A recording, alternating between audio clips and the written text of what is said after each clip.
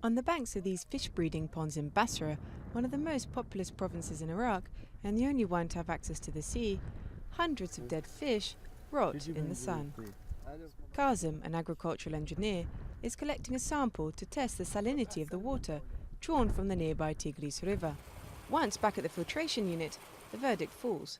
12, 14, 12, 15 milligrams per kilo. Normally, the salinity varies between 1 and 1.5 milligrams.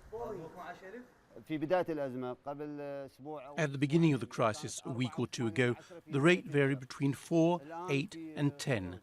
Now the rate has increased. We can therefore assume that in northern Basra, the salinity has spiked and reached a dangerous rate. As the salinity of the water continues to rise, additional waste from the Tigris and Euphrates, which flows with the country's sewage water, and pollution from the oil industry and neighbouring Iran's petrochemical industry is adding to the problem.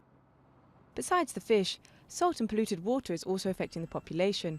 Since August 12th, more than 17,000 patients in the coastal province have been admitted for diarrhoea, colic and vomiting. This man was intoxicated after drinking tap water. Bottled water is too expensive. They told us the water was filtered, but this isn't the case. It's pure salt water.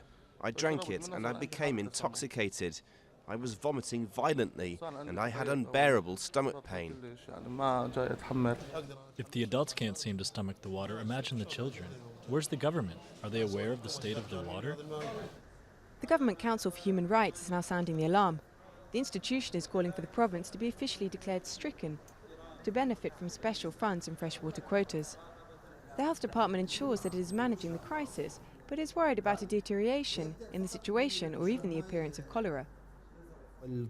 The ideal conditions for cholera are salty water, a low concentration of chlorine and low temperatures. Towards the end of September or October, when the temperature drops below 40 degrees, the conditions are favourable for a cholera epidemic. For the region of Basra, which is lacking in infrastructure, it is an unprecedented crisis. It also illustrates a paradox, since it is here in southern Iraq where the country's largest oil reserves are located.